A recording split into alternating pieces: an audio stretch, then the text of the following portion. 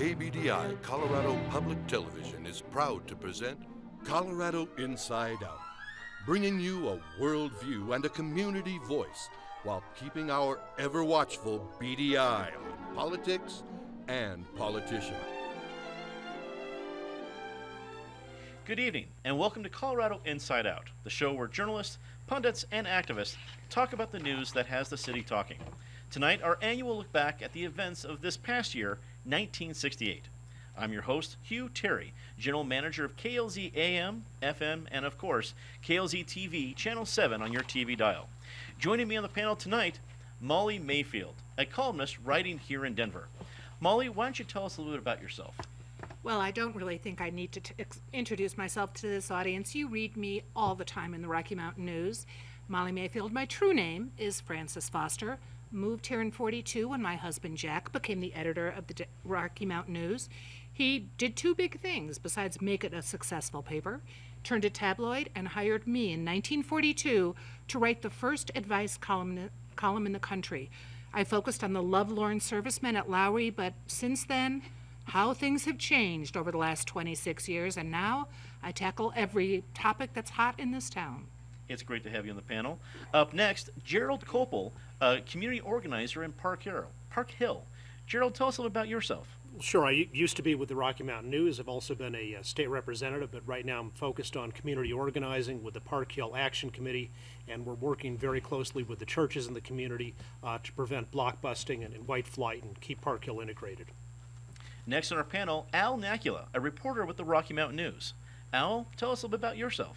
Well, as you know, most people in Denver know I'm the police reporter at the Rocky Mountain News, and I'm taking a break right now from my undercover assignment, so I hope that this doesn't air before I'm done. But I'm infiltrating the hippie movement up in Nederland and Jamestown and Gold Hill up in Boulder, and I was able to pick up one of these things, this marijuana they call it, and I haven't tried it yet, but it's highly illegal, so I'm going to get out of the studio as soon as we're done here. Well, we'll do our best to keep your identity secret, at least until you've done your work. Rad. And wrapping up our panel today, Florence Kennedy, activist, lawyer, and author.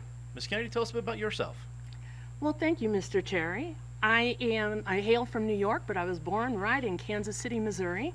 Perhaps some of you have seen me on TV being jeered at some of my appearances. It does happen. I was the second African-American woman to graduate from Columbia Law School. I am a feminist, a founding member of the National Organization of Women, and I am thrilled to be here. I am here because of a recent uprising in 5 Points, and so thank you very much for having me on your panel. And Al, you and I perhaps will have to get together after the show. Right on, sister. Power. Let's get to our show. What a difference a year makes. Last year, America celebrated a summer of love, and this year could not have been a bigger contrast.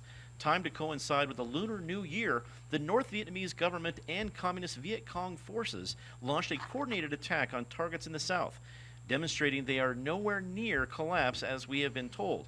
The Reverend Dr. Martin Luther King Jr. was assassinated in April, followed by Robert F. Kennedy in June, while unrest sweeps across the nation's college campuses. Molly, we'll begin with you. While it's hard to understand now, only a few months after, how do we comprehend the impact of the assassinations of both Martin Luther King and Robert Kennedy? Well, if we think of 1967 as the summer of love, when all things seemed possible, and there were a lot of breaking down of the social mores. I wrote about it a lot. Many people having sex, that marijuana is very popular, although illegal. If the last year was the summer of love, this is the winter of our discontent. There is no question that everyone has lost faith in Washington, D.C., and the word coming out of Washington, D.C., clearly this is not a war that we are winning. I started my career during World War II when our goal was very clear. It was easier to give advice to the boys going off to war because you knew what they were fighting for and you knew what the people at home stood for. Now, what does our government stand for? They stand for oppression. They do not stand for free speech. Al, I'm sure, can speak to this too, but the number of stories we have to cover in our newsroom, the unrest is incredible. And then to add to that, the unbelievable disillusionment and sadness, no matter how you felt about Robert Kennedy's candidacy, you could not help but be appalled that this had happened to a brother of JFK. And what happened with Martin Luther King after what he had done to change the face of this country and the world is a sad, sad, dark time for us. Gerald, I'm sure as a community organizer, the war, the assassinations, the entire tenor of 1968 has made a great impact on what you do. Tell us the impact of all these major events of this year, 1968. Well, this Summer of Love in San Francisco with the hippies and their ridiculous music, that was fine for them. But let's remember that we've had major race riots in almost every big American city in this country, starting in '65 and continuing this summer as well. In fact, Denver's been one of the very few cities of its size that's been spared of that, and that's partly because Denver, unlike other cities, has been successfully integrating. The Tet Offensive by the communists against South Vietnam was a military disaster for them. It wiped out the Viet Cong as a fighting force and really set them back on the battlefield ultimately. But at the peak of that surprise attack, they captured Hue, the northern capital in the olden days of southern Vietnam, got troops even up into the U.S. Embassy compound, and so it really amplified President Johnson's problem of a credibility gap, as they call it, because he'd been saying the war is going great, we're winning, and even if we are winning in the long run, it sure didn't feel like that at the time. And so I think that's one of the reasons, unfortunately, that the people decided they wanted to make a change. Nixon says he's got a secret plan to end the war in Vietnam. Who knows what that is, but the people wanted to try something different. Al, I guess my question to you is now with these developments we've seen with the conflict in Vietnam and the reports from the government, do you believe that the public is going to begin to doubt what we're hearing from the government, and should they? You as a reporter are right in the front lines of that. Oh, you're right. You're absolutely right, Hugh. The public is very, very uncertain about what to believe these days. You got people throwing around alternate facts right and left. You don't know what to believe. You can believe the Rocky Mountain News, though. I'll tell you that because I spend the time in the field talking to these folks. And I'll tell you what Mr. Koppel says is very accurate. After the Summer of Love and all the good feeling, a lot of the younger generation now is just highly disillusioned, and they're tuning out. They're tuning out from civic involvement, tuning out from a whole lot of things, and they're just enjoying this what they call it, ganja, and I fear for the next generation. I really do. But that's why I'm spending this time, the next 3 months, undercover with that movement. I'm going to find out what's going on. Well, Florence, speaking of the next generation, how does the civil rights movement pick up the pieces after a year like 1968? Well, first of all, I want to tell Brother Al here that it's ganja. Oh, okay. Okay? All right. And, well, I have to just take issue with this characterization of 1967 as the Summer of Love. While Al's friends were smoking ganja, in Haight-Ashbury and other places, there were more than 159 riots, race riots in America, from Boston to Detroit, Cincinnati. And so it's not the Summer of Love for everyone. It's not the Summer of Love for everyone. And with the assassination of Martin Luther King, it's a tragic story. It's a tragic story. Martin Luther King and the nonviolent civil rights movement had done so much, but there was increasing tension between the younger generation and Martin Luther King. We have black Afro-American men and women who do not want to turn the other cheek, And certainly, although they had disagreements with Dr. King after his brutal murder, are not willing to turn the other cheek. And so black power will be supplanting turn the other cheek. And as for Vietnam, I just have to say, my goodness, the Vietnamese people have been fighting for 40 or 50 years. They've been fighting the Japanese, they've been fighting the French. Japanese didn't win, the French didn't win. This war can't be won. Walter Cronkite said it himself. This war cannot be run. And we are using American men as cannon fodder. Shame. Protests have swept across the Front Range this year as students at the University of Denver staged a sit-in and were subsequently expelled from school. And a dry cleaners riot broke out in September in Denver's Five Points neighborhood. Meanwhile, the University of Colorado Athletic Department and the Denver Police Department are facing accusations of racial bias in their programs. Gerald, let's start with you on this one. To what account should the city of Denver be held to in handling riots that are now striking here in Denver? Well, I'd say at the University of Denver protest, where 40 students did a sit-in and wouldn't leave the registrar's office because they were protesting that graduate students aren't allowed on the student government, and maybe they've got a point about that, but a sit-in in somebody's office is not a good way to advance that. I think the police handled it well, and most students at DU actually supported, at least opposed the method that the students were using. Up at the University of Colorado, they're protesting that the men want unlimited visits with no restrictions in the women's dorms. You can at least understand why men of every generation would be in favor of that. But I think we should focus on the more important issue, which is the Denver public schools. This year, Rachel Noel on the Denver School Board introduced a motion to move forward on integration of the schools, and that was defeated 7-2. Denver has never had school segregation in a formal sense, but what we all know is that the school board has historically drawn attendance boundaries and built schools in particular locations so they can keep those schools mostly segregated. You build one school in the black neighborhood, one in the white neighborhood, rather than say two schools in between where you could draw from a mixture of people. And I think we need to change the school board, and we need to get this reform going soon, because frankly, if we don't, somebody's going to bring a federal court case and the school board could lose it, and then we'd end up with things like federal court supervision of the schools and forced busing, which would be very unpopular and disruptive. A federal court case, that's hard to imagine, but I understand your point. Al, you cover the police here in Denver. Mm-hmm. Yeah. What do you make of the accusations of racial bias within their ranks? Well, I think Mayor Corrigan, who recently announced he's going to resign at the end of the year because he doesn't make enough money. The taxpayers turned down his pay raise, and he's got to send kids to college. But I think Corrigan did a good thing. He really is responsible, I think, Florence, I want to tell you. Our mayor is responsible for keeping things calm while the cities in the rest of the country have had a lot of trouble.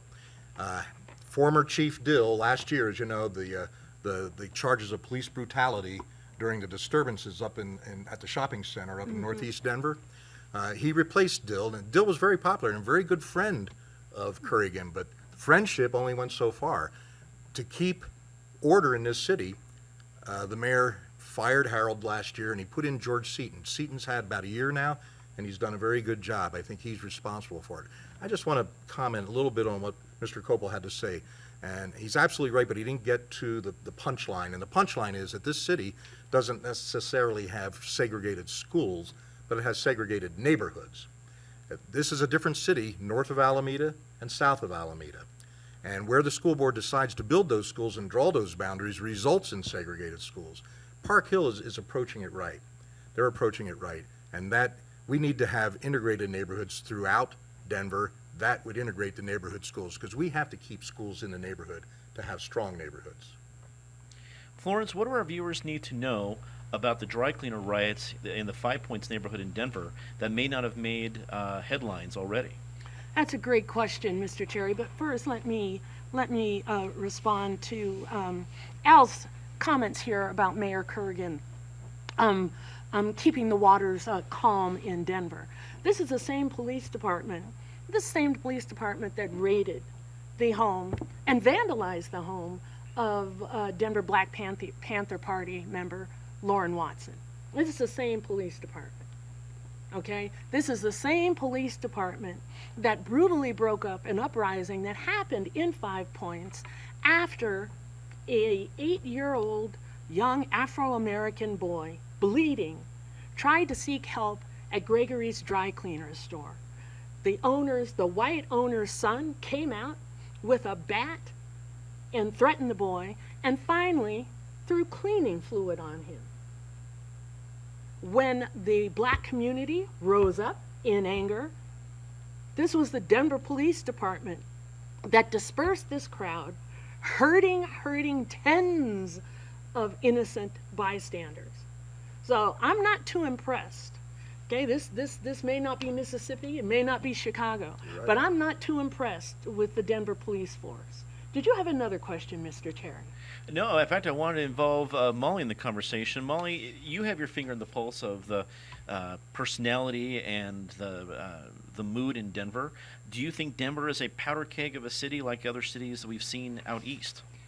It is not as bad, certainly, as other cities, but there is no question that the Denver police are approaching earning the same pig label that we are seeing around the country. It is not just their abysmal behavior in 5 Points, but we have the family dog, an interesting place where kids are going to hear the music now. Generally, they're very well behaved. Al, I think you've heard about some of this. They've gone undercover. They've busted those kids. They have followed them. The kids are just out having a good time. There are other bad characters around town. We have 2 acid labs that just got busted. But let the kids go hear their music. Let them protest peacefully at the schools. As long as the protests are peaceful, people need to be heard. And now a word from our sponsor. Hey folks, if you're in the market for a new car, why not visit the fine folks at Fred Vaughn's Ramblerville at 5600 South Broadway, the sponsors of Colorado Inside Out. You can see the exciting new AMX all the pony cars are so frightened of. Maybe all the power's not what you're looking for. Well, right now, if you buy a Rambler American, Rebel, or Ambassador, you'll take home a free Kelvinator freezer. That's right. Buy a car and get a fabulous Kelvinator freezer absolutely free of charge. Tell Fred's people you heard about it right here on KBDI. The Democratic National Convention erupted into 3 days of violence in August, both in the streets of Chicago and on the convention floor. In fact, a delegate from Colorado was among the first to inform the convention floor that riots were going on outside.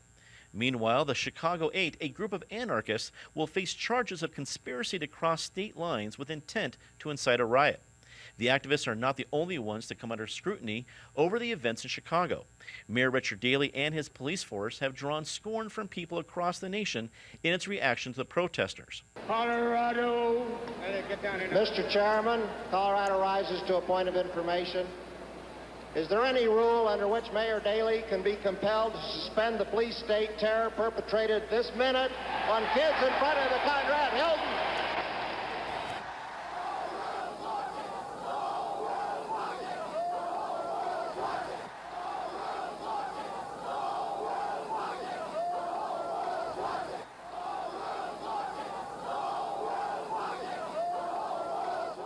Al, we'll start with you on this one. Do we have anything to fear in Denver of police reaction like we saw in Chicago this year? No, I really don't think so. I mean, I think we have a pretty good police force, Miss New York City. I'll tell you what, we've kept things calm here, and in fact, I would invite some of them Chicago 7 people to come live here for a while and see how much better it could be, right, after their trial. But as far as the convention, I am shocked. I'm shocked at the scene, the display. It was terrible. I can't believe that they didn't bust more heads, to tell you the truth, because those people in the street were absolutely disgraceful. I think Mayor Daley did what he had to do to keep the street safe and to keep the convention goers safe. Florence, did what happened in Chicago during the convention put a damper? How did it affect other activism that you've seen throughout the country? It's only rising, and you have to hold on there, Mr. Terry, because you're about to incite a riot right here. I heard you refer to the Chicago 8 as anarchists. Dellinger ain't an anarchist. Tom Hayden ain't an anarchist. Bobby Sill ain't an anarchist. I can't say much about those yippies. But the others, they're not anarchists. They are challenging the military-industrial complex, the corporate structure. That's revolution. That's not anarchy. So I just have to back down on my New York ways. And what was your other question? The impact on community activists throughout the country. Calm down. What was your other question? The impact of community activists throughout the country. Since you're traveling from New York and obviously have strong opinions, what happened in Chicago this year? How did it affect other activists throughout the country? Oh, Mr. Terry, this is not going to stop. This is not going to stop. From DU to CU to Columbia to Berkeley to Harvard. This activism on our college campuses and the activism in the streets is not going to stop. And folks are just going to steel their backs. We had a display, Mayor Daley, who's also known as Mayor Thug, a display of horrendous, horrendous governmental abuse and power. And it's not going to stop. And if Denver doesn't wake up, you know what's going to happen here. We're going to be a mile high. Indeed. Molly, from what we've seen in the months since, what do you think now that we've seen it in a few months later, was what we saw in Chicago more about outsiders inciting a riot, or was it more about the reaction from the police? Well, I happened to be staying with a very lovely family in Glencoe, Illinois for a few days during those riots, and I can tell you it is exactly Mayor Daley's Chicago that put the boot down on protesters. Yes, some of them acted out, but there is a reason these young people are protesting. They are being drafted to go to a war that makes no sense. They want to be heard on it, and the behavior of Mayor Daley's Chicago was exactly in line with the city that stole the 1960 presidential election. It was appalling, and let us hope Denver never goes in that direction. Gerald, what do you think ensures that riots like this won't happen here in Denver? Well, a better police force than the one that's run by Mayor Daley. And some people have, I think, accurately characterized what they did as a police riot. And of course, we need the police to enforce the law, but the police have to be lawful when they're doing it themselves. But there's no doubt that the communists and the yippies and whatever else you want to call those people who went to Chicago went there with the intent to incite a riot. That's right. And they were going to start a riot no matter what the police did.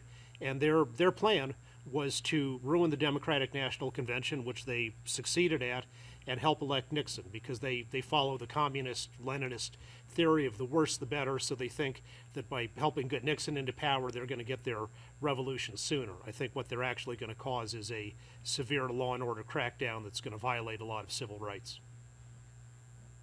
We have some footage and a reaction for President-elect Richard M. Nixon. It is time for an honest look at the problem of order in the United States. Dissent is a necessary ingredient of change, but in a system that provides for peaceful change, there is no cause that justifies resorting to violence. Let us recognize that the first civil right of every American is to be free from domestic violence. So I pledge to you, we shall have order in the United States. Let's get to our part of the show that we do each week here on Colorado Inside Out. It is called Disgrace of the Week. Well, because it is our year in review of 1968, let's do a Disgrace of the Year. Already knowing, panel, that the assassinations of both Dr. Martin Luther King and Robert F. Kennedy were disgraceful enough to take that title. Beyond those obvious disgraces, let's get your other disgraces of 1968. Molly, we'll start with you. Well, I brought a few props here. I've been in the workforce for 25 years. I'm glad that women realize they don't have to be wearing aprons anymore. They can take them off and go in the workplace. But ladies, as evidenced at this year's Miss America pageant, keep the brassieres on. It's just a more sightly look. Here, you may have that. I'm glad we're on KBDI TV and we're not on KLZ TV right now. I'd be worried for our Channel 7. Gerald, you're up next for your disgrace of 1968. Well, I guess on a perhaps lighter note, the movie 2001: A Space Odyssey, which just had fantastic special effects and a really good story until you got to the end, and then it all went crazy and nobody could figure out what happened. Al, your disgrace of 1968. Well, mine's a little more personal. I'll tell you what, City of San Francisco. Last year, I went out for the Summer of Love. I came back to the winner of the clap. And Florence, it'd be hard to follow that one, but give it your best shot. Your disgrace of 1968. Indeed. I'll put Al in there, but also George Wallace winning 49 electoral votes. My goodness, and the Republican Party and their Southern strategy trying to flank George Wallace. I tell you, the Republican Party is going from the party of Lincoln to the party of Jefferson Davis. Be hard to trump that. Well, we always end our program with saying something nice. Since we've had our disgrace, now we need to say something nice about 1968. And Molly, we'll start with you again. Well, Colorado was the first state to give women the right to vote, and they certainly deserved it. We have a young legislator who pushed through the bill to make Colorado the first state to legalize abortion. I think we're going to hear a lot more about Dick Lamb. Wow, that remains to be seen. Gerald, you're saying something nice about 1968. Well, the Broncos this season finished 5-9, which was an improvement from 3-11 back in 1967, and even their losses were closer than some of their worst from '67. Their problem is they can't beat their Western Division rivals, Oakland, Kansas City, and San Diego. If they can figure out how to do that, then I think with Lou Saban they have a real chance to go far. And it's just unfortunate we're not seeing the same success out of Coach Saban that we've seen elsewhere. Al, say something nice about somebody. Well, I'm gonna piggyback on what Mr. Koppel had to say, and I want to thank the voters in 4 counties, Denver and surrounding, for turning down that ridiculous $20 million bond issue to build the Broncos a new stadium. There is nothing wrong with Bears Stadium. I could see people playing in Bear Stadium for years to come. Many years. And Florence, you're saying something nice about somebody in 1968. You bet, Mr. Terry. Now, I'm not from these parts, so I'm going to go to Massachusetts and say something nice about William Baird for handing out contraceptive foam at Boston University. This happened in 1967, but he's carrying this case forward. We're going to hear about this man. He is challenging the Keep 'em in Chastity Belts law in Massachusetts, and look for the Supreme Court to rule on this case.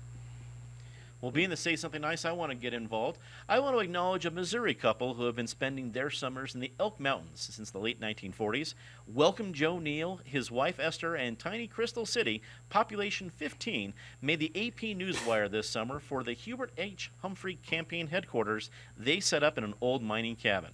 The Neal's daughter, Patty, worked for Humphrey, and when conservative friends of the Neals arrived at the cabin, they found it wallpapered with Hubert H. Humphrey campaign material. A KBDI reporter spoke with Esther Neal. She told our reporter the couple good-naturedly handed out the material to any hiker or Jeep party that passed through town. Oh, I hope we never lose this spirit in our political discourse. That's all the time we have for Colorado Inside Out this week here on KBDI. We hope you enjoyed our look back at the events of 1968. We felt that after a year of turmoil, there was a hopeful moment offered by the crew of Apollo 8, the first view of our home planet as seen from another world. We would like to end our look back with this. On behalf of everyone here at KBDI TV, I'm Hugh Terry. Good night.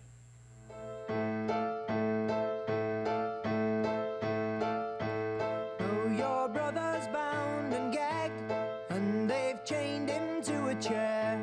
Won't you please come to Chicago just to sing? In a land that's known as freedom, how can such a thing be fair?